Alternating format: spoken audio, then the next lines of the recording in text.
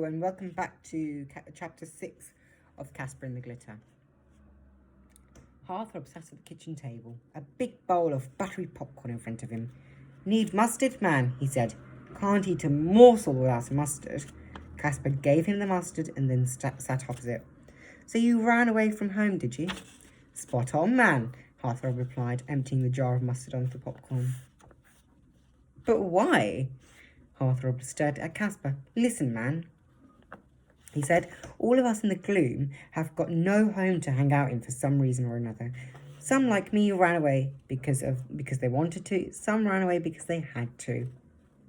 Others never had a home to run away from in the first place. Everyone in the gloom has got their own sob story, and every sob story is different. We don't bore each other with them. I live in the gloom, and that's all there is to it. With me? Kasper nodded. With you, he said. But if you haven't got anywhere to hang out in, where do you sleep? In a cardboard box, replied Hearthrop. Cardboard box? cried Kasper. That's terrible. In the beginning, I didn't even have that, Hearthrop said. I was on the streets with nothing. Weren't you scared? Scared? Me? Don't make me laugh. I'm an optimistic Hearthrop. I knew things would get better. So what happened? Well, things got worse, to be honest, Hearthrop said. It started to rain. Chucking it down it was. What did you do? I got wet, he chuckled. Ask a stupid question, get a stupid answer, man. Kasper sighed. Please be serious, he said. I try, man, but I'm naturally humorous, Hearthrop. Now, where was I? Rain, that's it. Yeah, it was raining, so I rushed under a bridge to keep dry. Had my quiff to think of. What did the bridge look like? Asked Kasper. Just a run-of-the-mill bridge. Man, describe it to me. I haven't seen many bridges in magazines. It'll help me imagine the story. It's not a story, Hearthrop insisted. I'm telling the truth. The truth can still be a story, Kasper told him. Hearthrop looked at Kasper doubtfully for a while, then said, the bridge was made of brick, dark brick, and it was a railway bridge. So in the morning, trains start thundering by overhead, and there was a large poster on the brick wall. Poster of a tropical island. Yellow sand, blue sky, and palm trees. Crystal clear ocean. How's that for a description? And that's the bridge. Excellent, Kasper said. So what happened next? Behind the poster was a hole, Hearthrop said. It led to a stone chamber, so I made that my home, and I'd learned how to live as one of the lost. The lost? Kasper frowned. There's two kind of people, man, Hearthrop explained. The lost and the found. What's the difference?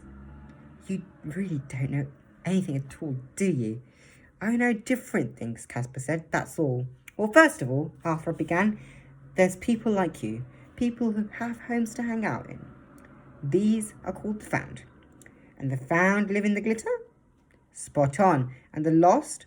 The lost are people like me, Hearthrop replied. People who have no home to hang out in. And the lost live in the gloom? You got it. Kasper had always thought everyone lived like him, safe with their mums in comfortable homes. He found it hard to imagine what Hearthrop's life must be like. Hearthrop had finished the popcorn by now, so Kasper put the empty bowl in the sink and started washing it. I'm still wondering about something, Kasper said. Yeah? Why do you want my roses?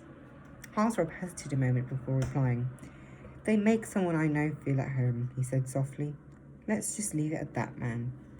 But how did you know I had a garden full of roses in the first place? Asked Kasper. Hearthrop took a deep breath. There I was in the gloom one day, and what do I see? A woman, carrying bags of shopping with a yellow rose in her hair. Pumpkin!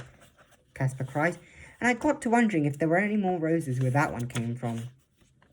So, you followed her? Spot on, man.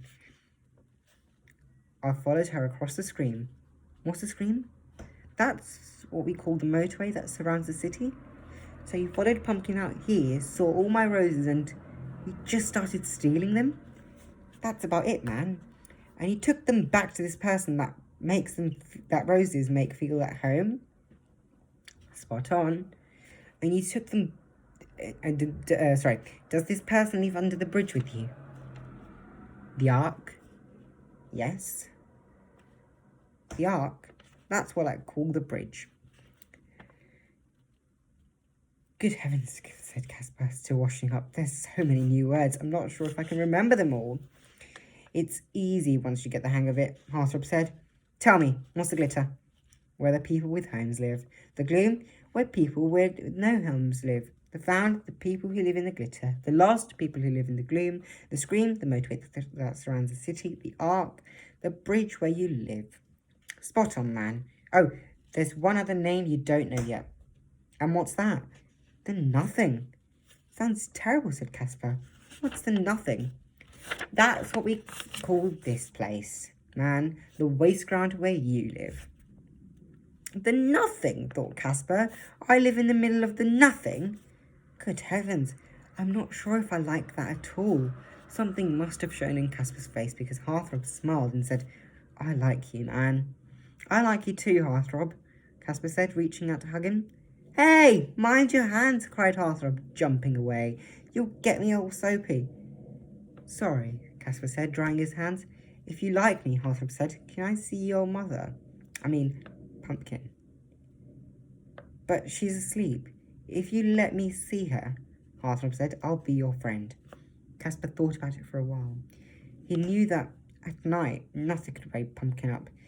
She would never know if Hearthrop saw her or not. So what harm would it do? Certainly, said Kasper at last. Anything for a friend. So that was chapter 6.